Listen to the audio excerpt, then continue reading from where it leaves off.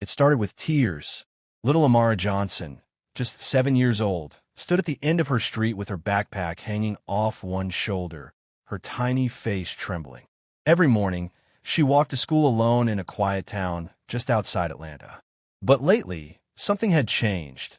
The walk that used to feel short and safe had turned into a daily nightmare.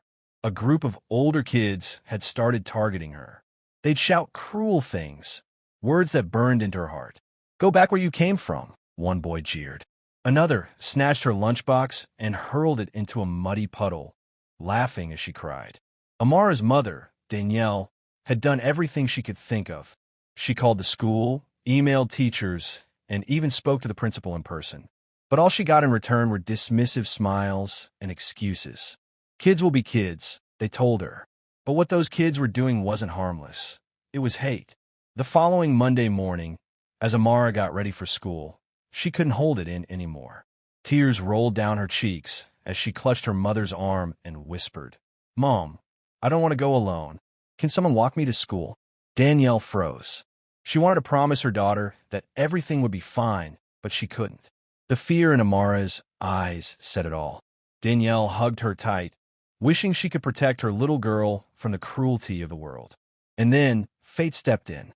As Danielle looked out the window, she noticed a group of men pulling into the gas station across the street. They were hard to miss: leather jackets, roaring motorcycles, tattoos, and long beards. The kind of people that made others cross the street or lock their car doors. But Danielle saw something different. She'd seen those same bikers, known as the Guardians of Grace, collecting toys for kids at Christmas and handing out meals to the homeless. Maybe, just maybe, they'd help her daughter. She hesitated at first, clutching her purse nervously as she walked toward them. The bikers looked up as she approached, their engines rumbling low. "Excuse me," she said softly, her voice almost lost in the noise. "My daughter, she's being bullied on her way to school. I don't know what else to do. Would any of you, maybe, walk her there tomorrow?" For a moment, the men were silent. Then one of them, a tall man with a gray beard and kind eyes, turned off his bike and said, "What's her name?" "Amara," Danielle replied. He nodded. "You tell Amara she won't ever walk alone again." The next morning, the sound of motorcycle engines filled the neighborhood. Amara peeked out from behind her curtain, and her jaw dropped. A line of bikers stood outside, wearing their jackets that read Guardians of Grace. They waved to her with smiles and said, "Ready to go, little lady?" For the first time in weeks, Amara smiled. That day, she didn't walk to school in fear. She rode in courage, surrounded by a wall of leather, metal, and kindness. And from that morning on, the bullies never said another word.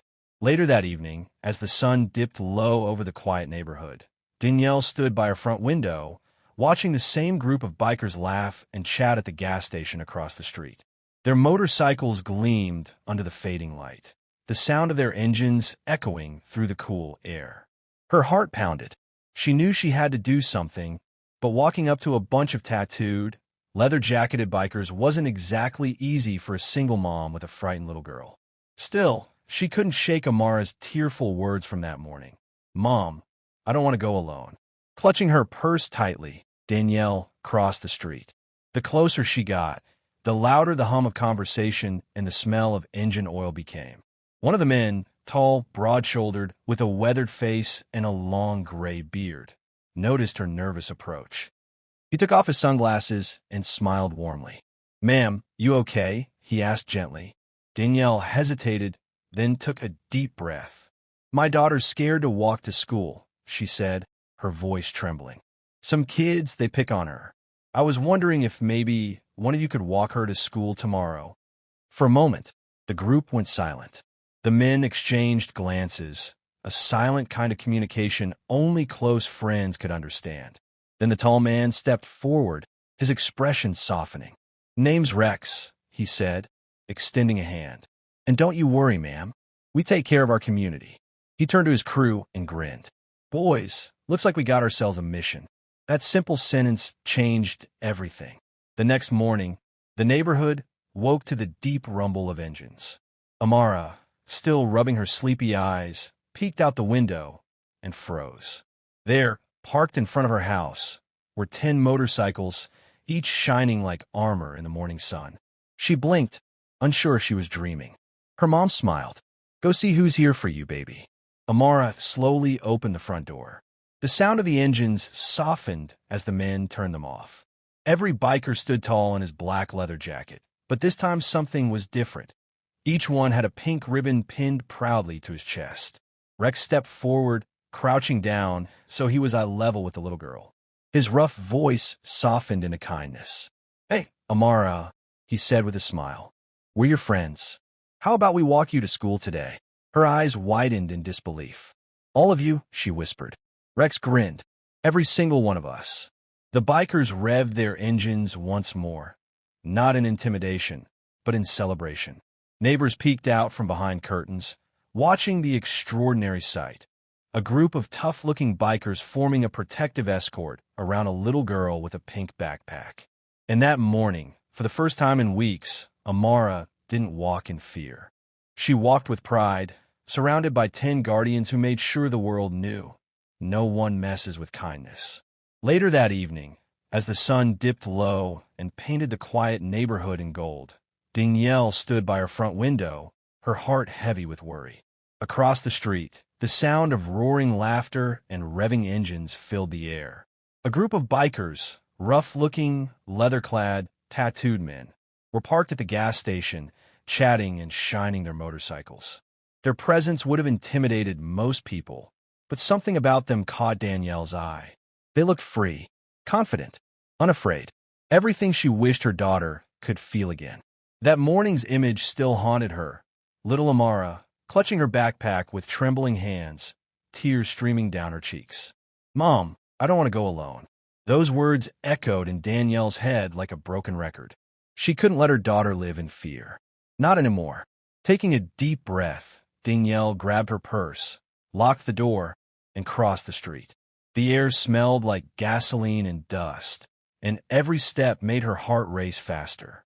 The bikers turned as she approached, their conversation fading into silence.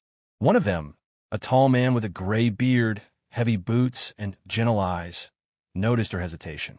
He lifted his sunglasses and asked in a surprisingly calm voice, "Ma'am, you okay?" Danielle swallowed hard, her voice barely above a whisper. "My daughter's scared to walk to school," she said. "Some kids, they pick on her. I was wondering if maybe one of you could walk her to school tomorrow." For a moment, no one spoke. The men exchanged glances, their faces softening as they understood what she was asking and why. The tall man stepped forward, extending his hand. "Name's Rex," he said warmly. "And don't you worry, ma'am. We take care of our own. Kids shouldn't have to be brave just to go to school." He turned toward his crew and smiled. "Boys, looks like we got ourselves a mission." The other bikers nodded without hesitation. That night, the sound of engines faded into the distance, but Danielle's heart felt lighter than it had in weeks. She didn't know exactly what would happen tomorrow, but she knew something had changed. The next morning, the quiet street trembled with the deep, steady rumble of motorcycles. Birds scattered from trees as the engines purred in unison. Amara rubbed her sleepy eyes and peeked out the window, then gasped. 10 motorcycles lined the street, chrome glinting in the sunlight. Every biker stood proudly beside his bike, wearing his black leather jacket. But this time, each jacket had a pink ribbon pinned to the chest, a symbol of solidarity for their new friend. Her mom smiled gently. "Go on, sweetheart. They're here for you." Amara opened the front door slowly. Rex crouched down to meet her at eye level, his rugged face breaking into a warm smile. "Hey, Amara," he said softly. "We're your friends. How about we walk you to school today?" Her eyes widened. "All of you," Rex chuckled. "Every single one of us." The engines came alive again, their deep rumble echoing through the neighborhood, not as a threat, but as a promise. Neighbors peeked from their windows, whispering in disbelief as the mighty group of bikers surrounded a tiny 7-year-old girl in pink. Together, they began the slow, powerful walk toward the school. When Amara passed the kids who used to taunt her, they fell silent. Nobody dared to say a word. That day, Amara didn't walk in fear. She walked in pride. And from that morning on, the whole town knew real strength isn't about size or sound. It's about standing up for what's right. The story exploded. Within days, videos of Amara Johnson walking to school flanked by a group of leather-clad bikers flooded social media. People couldn't get enough of the sight. A tiny 7-year-old girl in a pink backpack surrounded by men in black jackets with pink ribbons. The contrast was powerful. It wasn't just heartwarming, it was hope on two wheels. Soon, news vans began pulling into the quiet Atlanta suburb. Reporters crowded the sidewalk, cameras flashing as the Guardians of Grace stood proudly beside Amara. The little girl, once too scared to look anyone in the eye, now smiled shyly into microphones as journalists asked how it felt to have 10 bikers walk her to school every morning. "It feels safe," she said softly. "They're my friends." When reporters turned to Rex, the group's leader, he spoke with quiet dignity. "We're not heroes," he said. "We're just making sure a little girl knows she's got people watching out for her. Every kid deserves that." That single quote went viral. It was replayed on national news and shared across thousands of social media accounts. Messages poured in from around the country, parents thanking the bikers, teachers sharing their own stories, and even schools inviting the Guardians of Grace to visit. That's when Rex and his crew decided this wouldn't be a one-time thing. They created a program called Ride for Respect. What started as a simple walk to school turned into a movement. The bikers began visiting local schools, talking to students about bullying, kindness, and standing up for others. They didn't lecture, they shared their stories. They told kids that strength wasn't about fists or fear, but about protecting people who couldn't protect themselves. Every Friday, the Guardians rode together to Amara's school. Their engines rumbled like thunder as they parked in perfect formation outside the gates. But instead of leaving, they stayed. They'd read stories to Amara's class, teach lessons about courage, and even help with art projects. The children loved them. Teachers did too. Amara's teacher later said, she went from being the shyest student to the most confident one. She even started a kindness club, all because those men showed her what real courage looks like. Soon, other schools began forming their own clubs under the same name. Ride for Respect spread to neighboring towns. What started as one act of kindness had grown into a movement inspiring thousands. One afternoon, as the Guardians finished another school visit, Danielle approached Rex quietly. Her eyes shimmered with tears. She looked at the big man who had once been a stranger and said softly, "You didn't just walk her to school. You walked her out of fear." Rex smiled, placing a hand on her shoulder. "Nah," he said. "Amara did that herself. We just gave her a few wheels to get there." The engines roared to life again, echoing down the street. A sound that no longer meant danger or noise, but protection, pride, and love. And from that day on, every rumble of a motorcycle in that town reminded people of one truth. Kindness is louder than fear. A few months later, something incredible happened. What began as a small act of kindness had grown into a movement that swept through the entire town and beyond. The Guardians of Grace, once seen as a rough, intimidating biker gang, had become hometown heroes. Their program, Ride for Respect, had changed the lives of dozens of children. Parents, teachers, and even local police had joined their mission to end bullying and spread kindness. To celebrate, the bikers decided to organize a community ride, a massive event to raise awareness about bullying and promote unity. Word spread fast. Flyers went up in schools, announcements aired on local radio, and social media buzzed with excitement. When the day arrived, hundreds of people showed up. The parking lot outside the community center was packed with motorcycles, bicycles, and cars. Families held handmade signs that read, "Ride for Respect," and "Kindness is Power." There were food stalls, music, and laughter, but above all, there was hope.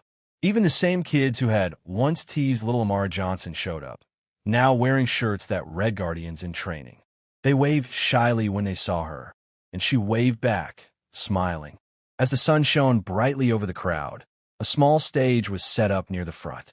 Rex, the tall biker with the gray beard, took the microphone first. "This ride isn't about engines or leather," he said. "It's about standing up for what's right." It's about showing every kid that they're not alone. Then, he called up the guest of honor, Amara. The crowd cheered as she climbed the steps to the stage, her tiny hands gripping the microphone. Her voice trembled at first, but when she looked out and saw the faces of her friends, her mom, and her guardians, courage filled her heart. I used to be scared to go to school, she began. The crowd grew quiet. I thought being small meant I couldn't be strong. But then my friends came for me on big, loud bikes. The audience laughed softly. They taught me that being brave doesn't mean being big. It means standing up when others don't. For a moment, there was silence, and then the crowd erupted in applause. Parents wiped away tears, and the bikers clapped their gloved hands proudly. At the end of the event, the mayor stepped onto the stage and smiled at Amara. For your courage, your heart, and your message of kindness, he said, we officially declare this day, Amara's Day. The crowd cheered again, louder this time. Cameras flashed as Rex walked up beside Amara, holding a small box. Inside was a tiny pink helmet with the Guardians of Grace logo painted on the side. You're one of us now, Rex said softly, his eyes misty. The smallest Guardian of Grace. Amara giggled and slipped the helmet on proudly. The crowd melted into applause and cheers as Rex lifted her onto his motorcycle. A photographer captured that moment. Amara sitting tall on the chrome bike, her pink helmet gleaming in the sunlight, surrounded by her biker family. That photo went viral across the country.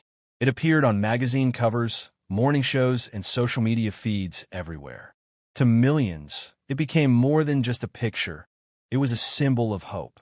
A reminder that heroes don't always wear capes.